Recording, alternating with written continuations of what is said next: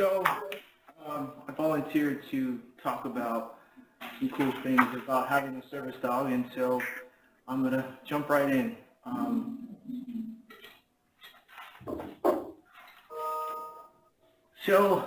Having a service dog for a year, the story actually starts 2 years ago.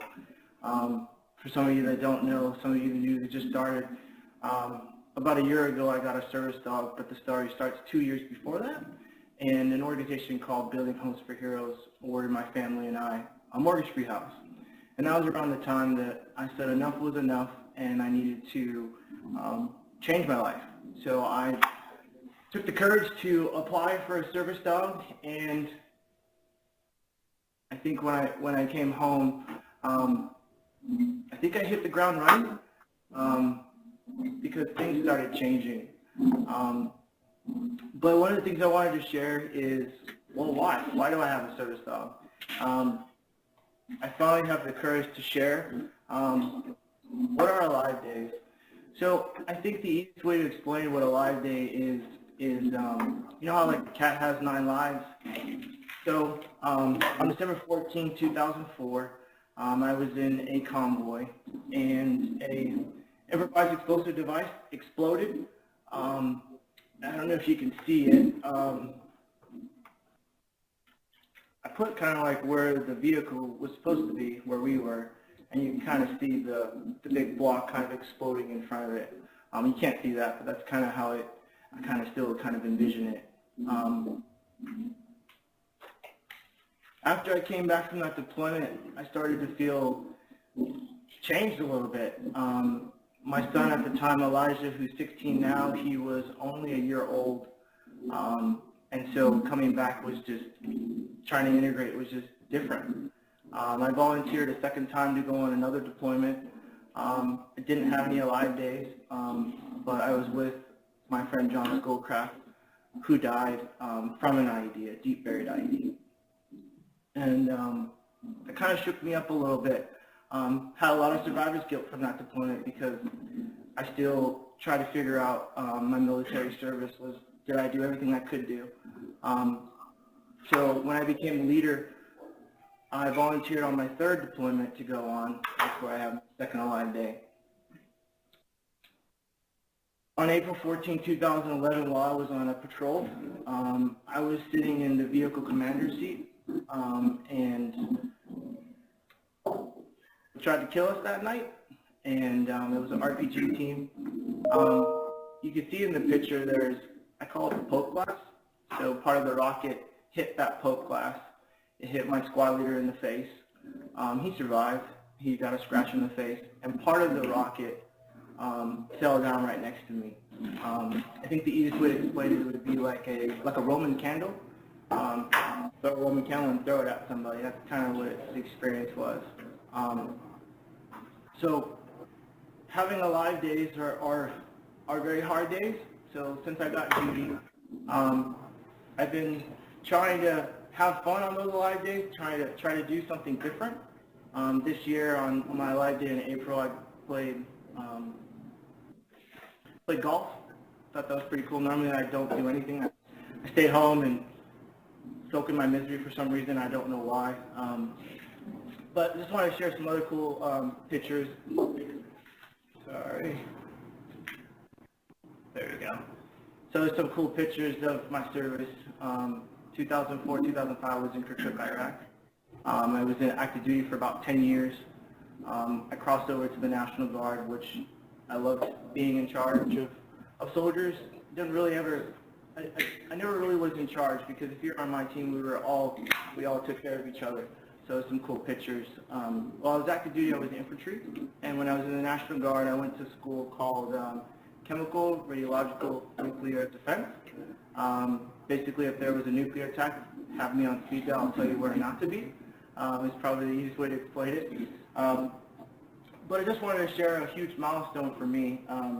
One of the things in having Judie, a couple years ago when I did TC in Austin, I volunteered to do registration. This is before Judie. And it was right after keynote. And one of the things that we're trained in when we're overseas is to always be vigilant, always look at people's feet. In Iraq, if you're wearing tennis shoes, 9 times out of 10, you're probably doing something wrong because most of the time you're wearing flip-flops or sandals. Tennis shoes meant you're doing something wrong. So anytime I ever have a flood of people, it's hard for me to turn that off for a second.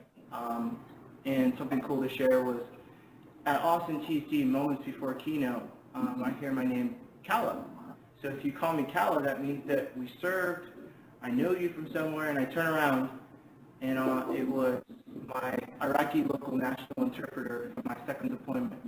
He came to the United States, and he had saw me. So I was thinking about Iraq, and then right after keynote, it was just debilitating. So this year, with Judie, I volunteered to do registration support. And I think the coolest thing about working with Tableau is that if you share a little bit and you tell people you need a little bit of help, people will help you. So we had a really good experience. And some cool pictures of, I call them the cool kids, people that don't judge, people that just talk to you for who you are. And so another thing,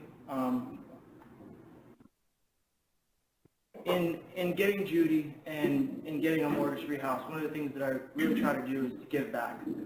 Try to get out there and break the stigmatism of what service dogs do and what people do when they come back from war. So in June, I was asked to go do a 5K relay race,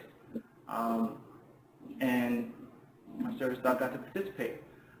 So all of us, there's about 5 of us that started. It was pretty cool.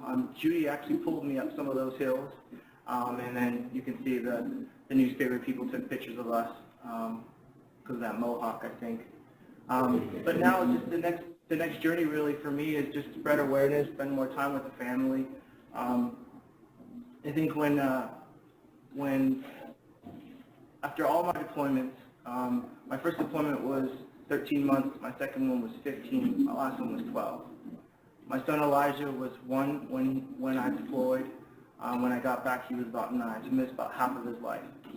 And for the last 6 years, I've been trying to figure out, like, I know I wasn't angry for no reason, and I was trying to just figure my stuff out. So kind of Judie just allows me to absorb those emotions, to be present, and to share. That's what I do now, is I share. Tiffany will share this presentation. There's some links embedded in some of the PowerPoint slides, but I really just wanted to share that real quick and just kind of open it up to any questions for anyone might ask. Doing something a little bit different, but you can ask me any questions you'd like. That's pretty much the end of my slides.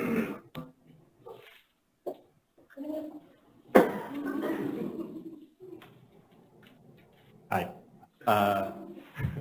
Thanks for sharing. Really cool.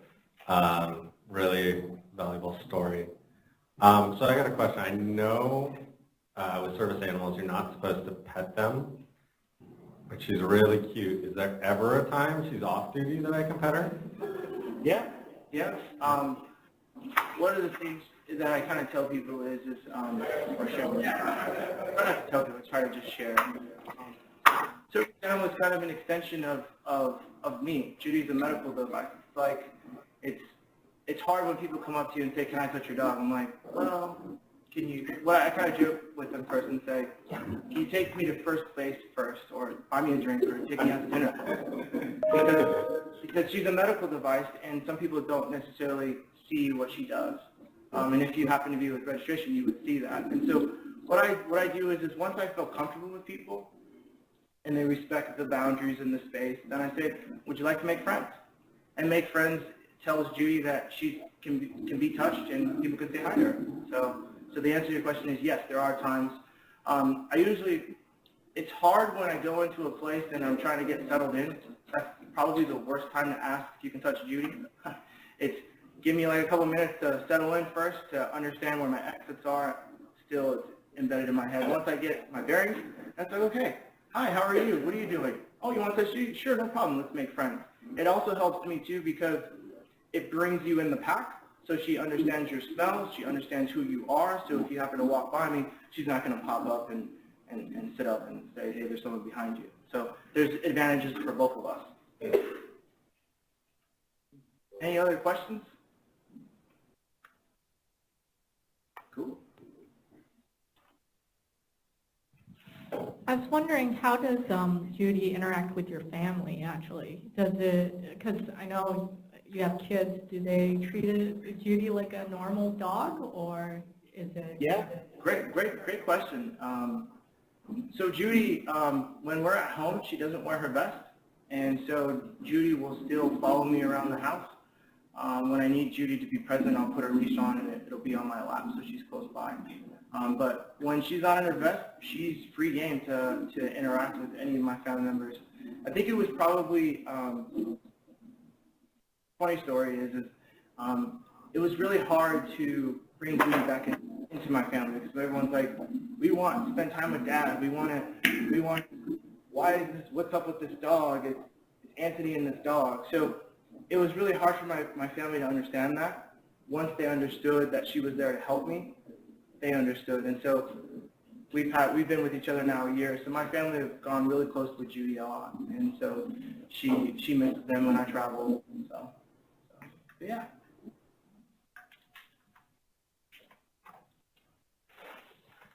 Hi, this is really helpful for me. And I'm wondering, it makes sense to me, I have a dog, why a dog would help you, why dogs could be service animals. But I'd love to know one or two examples of specifically like how she helps you, if you could. Okay. Yeah, sure, no problem. So I don't know if, so some of you guys didn't see this, but so registration was one of the things that I was kind of nervous about. So if you see me, sometimes you're like, well, Anthony's not attached with the leash. Well, I attached myself to the leash when registration started. So one of the things that I do is Judie will go in front of me and she'll put all her weight on my foot and she'll put her face on my foot. And what she's basically doing is she's calming me down because of the weight of her, but she's also listening into my heartbeat to make sure that I'm not, like my heart's not racing. Also what she's doing too is if I start to fidget my feet, if I start flailing my hands, she's like, are you good? And so what she does then is she'll get in front of me, she'll start licking my hands, and she'll immediately start getting in front of me, like to stand up, to immediately distract me from what's happening in front. A lot of things people don't necessarily see is I'll give you kind of another example. Going to an ATM machine or going to pay gas is a very hard task for me to do because I don't like my back to people. So one of the things that Judie does is she actually pulls security for me. She will actually sit on my left and she'll go to the right and she'll face the opposite direction. So if you ever saw me talking to somebody, Judie will do this automatically. And so if you come up from right behind me, Judie will literally sit up and she'll look at the person and say, hey, there's someone right behind you. So it's a lot of different things. Hopefully that kind of answered a couple of different ways.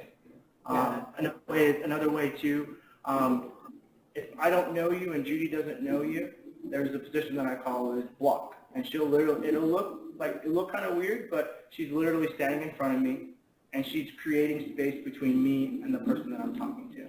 Once she feels comfortable, which is really me, she'll lay down, she'll get comfortable, she'll usually put her head on my foot, be like, okay, I got this, I'm watching from behind you. So.